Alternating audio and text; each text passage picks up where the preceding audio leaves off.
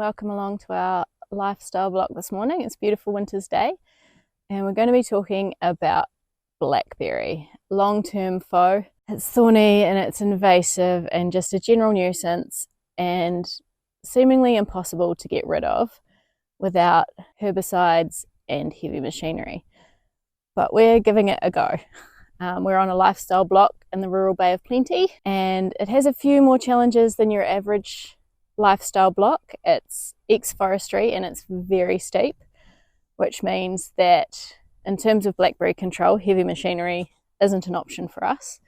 There are parts of the site we can barely walk on and definitely can't get a vehicle to. So that's not a good option for us, and we've chosen not to use herbicides. We've got a lot of regenerating native on the property and we've got a lot of small waterways which we don't want to contaminate with herbicides, and we don't want to kill off any of that undergrowth that's happening at the moment.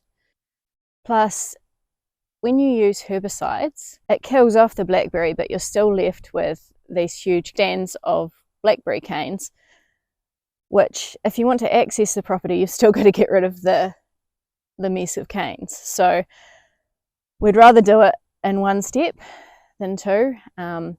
Live blackberry is a little bit easier to deal with than the dead stuff.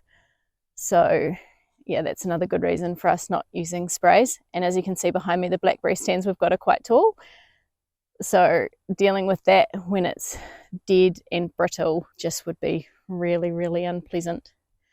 So we tried using a brush cutter to manage some of this, but with the height of the blackberry and with the steepness of our slopes, the brush cutter was just not a safe option. So in a moment of inspiration last summer, we came up with the idea of maybe using a combi tool with a hedge trimmer to try and extend our reach down some of the slopes that we've got, and hoping that that might cut through some of the blackberry a bit easier. So we did a bit of online research and we went along to our local still shop and asked a few questions, and it seemed like a combi tool was going to do the job. So we came away with the Stihl KMA 135R, which is a battery powered combi tool, and we had a hedge trimmer attachment to go with that. Battery life can be a concern with battery tools, but for our purposes it's working out really well. The batteries last over an hour doing what we're doing, and they only take about 45 minutes to charge. So we've got two batteries, which means we could theoretically work continuously. We haven't felt the need to do that yet. The work we're doing, an hour is more than enough, and we're quite happy to just use the one battery, put it on charge, and then do some more another day. So our methodology is pretty basic. The hedge trimmer works really well cutting at right angles to whatever you're trying to cut. It can cut in both directions. So when we're cutting, it probably looks a little bit like a kid having a sword fight, just moving the tool in every direction just to try and get through the mess of canes that we've got growing. We try to cut the canes into small pieces. As you can see here, if you can get it in small pieces, it creates quite a nice layer of mulch on the ground. And then once that settles, you kind of end up with some long stubs of canes left over, which we're coming back through afterwards. And in flatter areas, we're taking those out with the brush cutter. In areas like this, where it's a bit more steep, we'll come back through with the hedge trimmer and just take them down, but we may end up doing that in spring when the growth starts again. Also, when everything starts regrowing in spring and over the summer high growth period, we'll probably use a combination of weed eater, brush cutter and the hedge trimmer, depending on the slope of the area we're working and what's regrowing around it. If it's grassy areas with soft regrowth, we'll probably use the weed eater. In some of the flatter areas, we'll use the brush cutter, and then on steep areas like this, we'll just keep coming through with the hedge trimmer. So our plan for dealing with the blackberry regrowth is twofold. One of our options is to just keep cutting back the regrowth and eventually hoping it'll give up. Our second option is shading out the regrowth using a successional type strategy. We had our first attempt last summer with this little patch on the side of our driveway.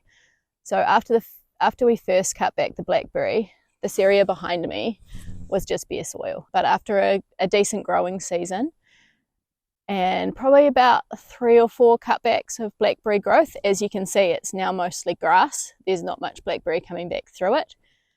And hopefully it'll stay that way once we get back into another growing season. This is the approach that we'll use on our most high trafficked areas. So along the side of our driveway and then along our walking tracks, we'll just come through probably once a month or so, depending on what kind of season we have, cut back the blackberry and just keep doing that and let the grass come back through. As a secondary option, what we'll be doing is trying to shade out the blackberry. So this is a successional based theory loosely linked to syntropic agroforestry. So blackberry is a pioneer species. It loves full sunlight and it doesn't care if the soil's no good.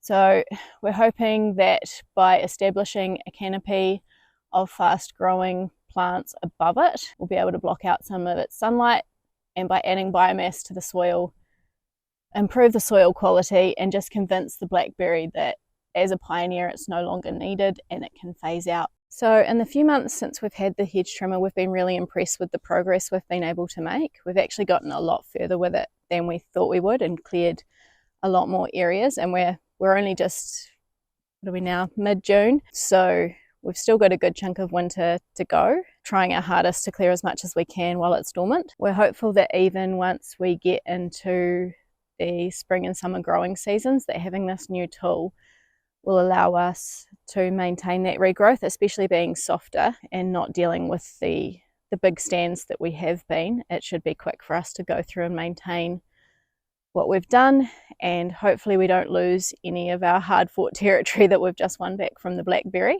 I'll follow up in the warmer months with some progress updates on how we're going.